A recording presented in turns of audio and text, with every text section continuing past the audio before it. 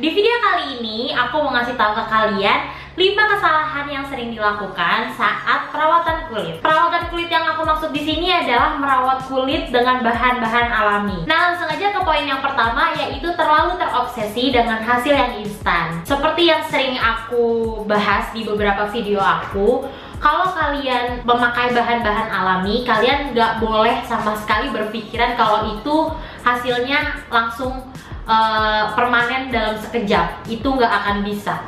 Toh kalau kalian pakai bahan-bahan yang mengandung kimia, itu juga kan nggak bisa langsung kelihatan hasilnya, apalagi dengan bahan-bahan yang alami. Biasanya bahan-bahan alami itu bekerja secara perlahan-lahan, memberikan nutrisi yang lebih ke kulit kita, memberikan vitamin ke kulit atau ke rambut kita. Jadi nggak akan bisa bekerja secara cepat. Kalau kalian bisa perhatiin juga biasanya kalau misalnya kalian pakai krim wajah atau pakai masker yang berbahan-bahan kimia itu, biasanya kan hasilnya instan nih, lebih instan dari bahan-bahan yang natural.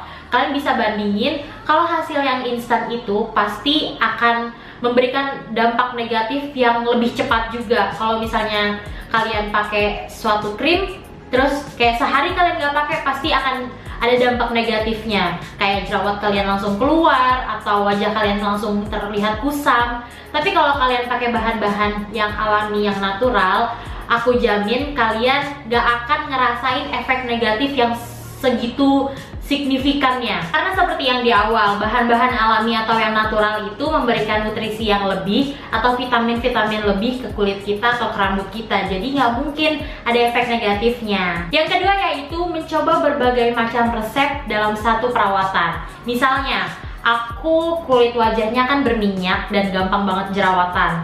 Aku pernah lihat waktu itu ada orang pakai masker pakai lidah buaya.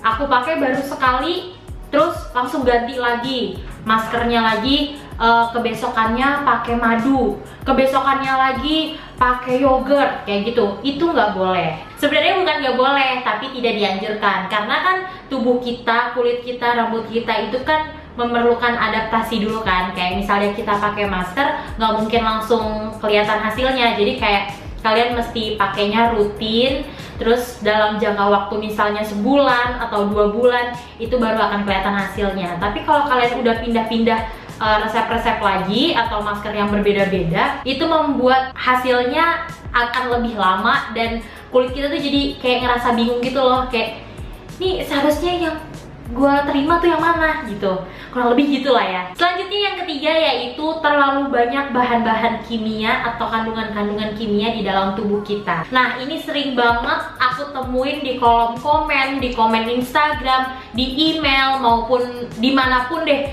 Banyak banget yang nanya ke aku, kenapa sih pakai perawatan Kak Indira, resep-resep dari Kak Indira kok aku nggak ngaruh ya? Di aku nggak langsung putih tuh, di aku rambutnya nggak langsung halus tuh, di wajah aku jerawatnya nggak langsung hilang tuh.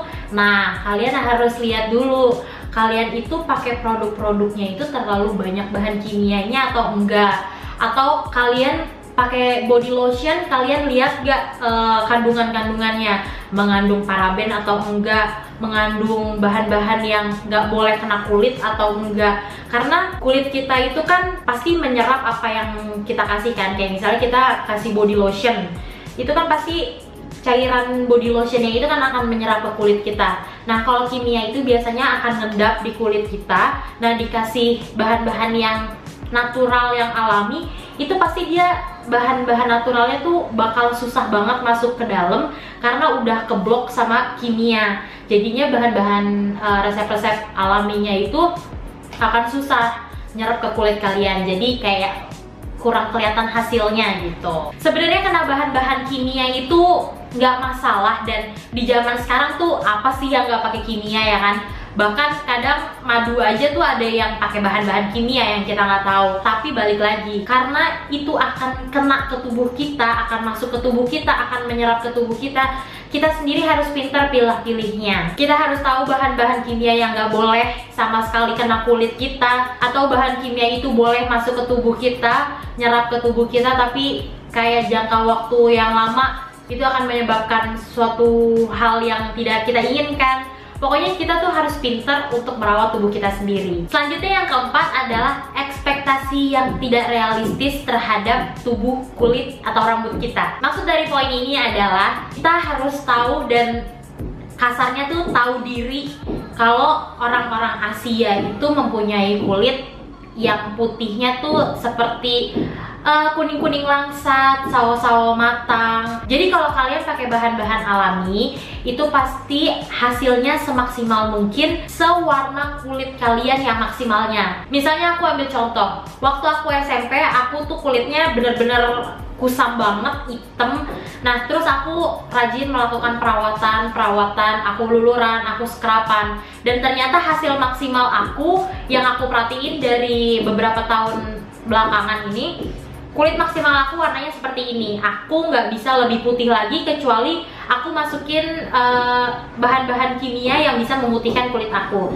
Tapi aku nggak mau, jadi aku mau benar-benar hasil yang maksimal dari kulit aku. Dan terakhir yang kelima adalah memiliki definisi cantik yang salah. Ya namanya juga manusia ya kan, nggak ada yang sempurna dan pasti maunya lebih, pokoknya harus sempurna. Tapi kita harus balik lagi ke realistisnya bahwa orang-orang Asia itu memiliki kulit yang sawo matang, kuning langsat.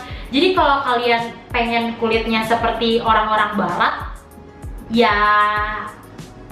Tapi menurut aku setiap orang itu kan mempunyai keistimewaannya masing-masing. Kita nggak bisa merubah apa yang sudah Tuhan kasih ke kita. Kita harus syukurin.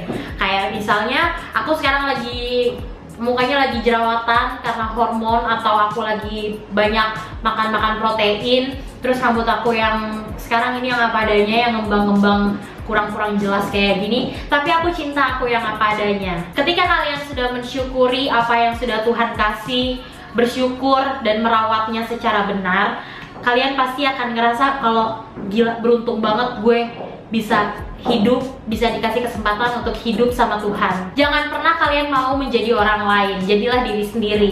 Karena Tuhan itu udah cukup baik ngasih kita kelebihan, keistimewaan masing-masing yang bahkan keistimewaan aku belum tentu kalian punya. Keistimewaan kalian belum tentu aku punya. Jadi syukuri aja dan cintai diri kalian sepenuh hati. Segitu dulu video dari aku. Semoga video ini bisa membantu kalian, bermanfaat untuk kalian. Dan kalau kalian suka dengan video ini, jangan lupa klik like atau jempolnya. Terus kalian share video ini sebanyak-banyaknya ke teman-teman kalian. Komen juga di bawah kalian pengen aku buat video apa lagi. Jadi sampai jumpa di video selanjutnya. Bye!